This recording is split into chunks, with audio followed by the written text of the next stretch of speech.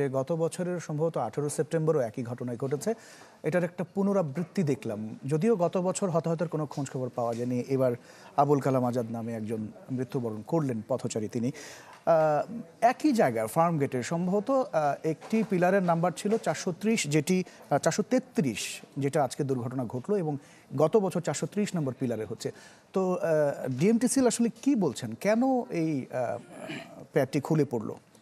আসলে এটিকে যদি আমরা ওইভাবে বলি, সেটি যে অব্যবস্থাপনা যে একটা বিষয়টি, সেটি কিন্তু এখানে লক্ষণীয়। আমরা এই ঘটনা যখন ঘটলো, এরপরে হচ্ছে যারা সড়ক এবং পরিবহন যে বিশেষজ্ঞ রয়েছে, তাদের দু একজনের সাথে আমাদের কথা বলার সুযোগ হয়েছে। তারা বলছেন যে গতবার অর্থাৎ সেপ্টেম্বর মাসে যখন এমন ঘটনা ঘটলো, ঘটার পরে যে তদন্ত কমিটি গঠন করা হয়েছে, সেই তদন্ত কমিটির ফলাফল কী ছিল, তারা কি তথ্য দিয়েছে বা কি কি কারণে এমন ঘটনা ঘটলো, সেই ধরনের কিন্তু দৃশ্যমান কোনো ব্যবস্থা গতবার না নেওয়ার কারণে মূলত আজকে যে মর্মান্তিক ঘটনা সেটি ঘটেছে। এবং আমরা আজকে যখন উপদেষ্টা আসলো, তাকে আমরা বললাম যে আপনারা বারবার এ ধরনের তদন্ত কমিটি গঠন করবেন, কিন্তু তার আগের তদন্ত কমিটির ফলাফলটা কী ছিল তারা আসলে সেটার সুষ্ঠু কোনো জবাব তারা দিতে পারেনি। অর্থাৎ প্রতিনিয়ত যখন এরকম ধরনের ঘটনাগুলো ঘটে, তদন্ত কমিটি গঠন করা হয়, কিন্তু ফলপ্রসূ কিছু না হওয়ার কারণেই মূলত এই ধরনের ঘটনাগুলো ঘটছে, যেটি বিশেষজ্ঞ যারা রয়েছেন তারাও বলছেন। এবং ওখানকার এই পথ দিয়ে যারা যাতায়াত করছেন তারাও কিন্তু ঠিক সেই রকম কিন্তু অভিযোগগুলো দিচ্ছেন। এখন যেহেতু গত বছর সেপ্টেম্বরে এমন ঘটনা ঘটলো, এবারও ঠিক একই ঘটনা ঘটেছে, তার মানে বোঝা যাচ্ছে যে ওই সড়ক মানে ওই মেট্রো রেলের যে যাতায়াতের যে ব্যবস্থাপনা, সেটি এখন কতটা ঝুঁকির মধ্যে, এখন সেটি আরও বেশি ঝুঁকির মধ্যে সেটি অবশ্য রয়েছে। এবং পাশাপাশি আরেকটা বিষয় নিয়ে এখানে সমালোচনা উঠেছে, যেটি হচ্ছে যে আবুল কালাম আজাদ, যিনি পথচারী ছিলেন শরীয়তপুরের, তাকে যে 5 লাখ টাকা দেওয়া হয়েছে এবং তার পরিবারকে চাকরি দিবে। এখন এই বিষয়গুলো আসলে নামকাওয়াস্তে বা এগুলো দিয়ে এত বড় একটি অনিয়ম, এত বড় একটি অবস্থাপনাকে ঢেকে রাখার চেষ্টা, এটিকে নিয়েও কিন্তু এক ধরনের সমালোচনা আছে। এবং সব মিলিয়ে বলা যায় যে আসলে এমন যে দুর্ঘটনা বলেন এবং যে অ্যাক্সিডেন্টগুলো, এগুলো আসলে একেবারে শুরু থেকে মূল গোড়া থেকে যদি ঠিক করা না হয়, তাহলে আসলে এটি ঠিক হবে না, এমনটি কিন্তু যারা বিশেষজ্ঞ রয়েছেন, সংশ্লিষ্ট যারা রয়েছেন তারা বলছেন।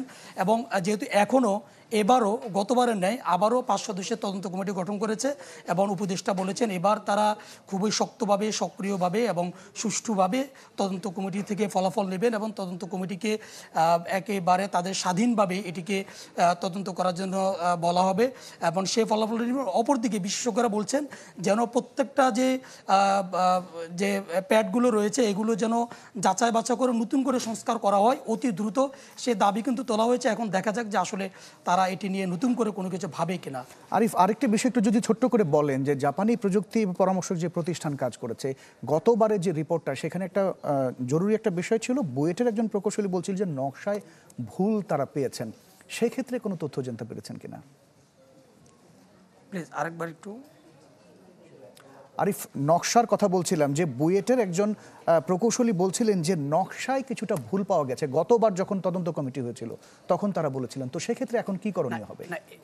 এবারও কিন্তু সেই কথাটি উঠে এসেছে যে নকশা কেন্দ্রিক একটি জটিলতা ছিল, এবং এটি যেমনটি বলা হয়েছে, এবং পাশাপাশি বলা হয়েছে যে অদক্ষ, এটি ওইভাবে আসলে জোরালোভাবে তারা না বললেও যে অদক্ষ কর্মী দিয়ে বা অদক্ষ ব্যবস্থাপনায় এটি করা হয়েছে, এবং নকশার যে বিষয়টি সেটিও কিন্তু এসেছে। এবং যার কারণেই কথা উঠেছে, যেহেতু নকশা কেন্দ্রিক একটা যে ঝামেলা আছে, নতুন করে আবারও যেন এটিকে আসলে বিশেষজ্ঞদেরকে দিয়ে এটাকে যাচাই বাছা করে সেটি যেন করা হয়, সেই দাবি কিন্তু তোলা হয়েছে। এবং সেটি না হলে আসলে যে নকশা কেন্দ্রিক যে বিষয়টি উঠে এসেছে, সেটি যদি সমাধান করা না হয়, তাহলে এই ধরনের দুর্ঘটনাগুলো ঘটবে। এবং এবারও যে নকশা কেন্দ্রিক যে জটিলতা, সেই জটিলতার কারণেই এমনটি ঘটেছে বলেই কিন্তু এবারও কিন্তু বিশেষজ্ঞ যারা এবং যে উপদেষ্টা এবং যে ওদের যে ব্যবস্থাপনা পরিচালক গিয়েছেন, তিনিও কিন্তু এদিকটা ইঙ্গিত দিয়েছেন এবারও।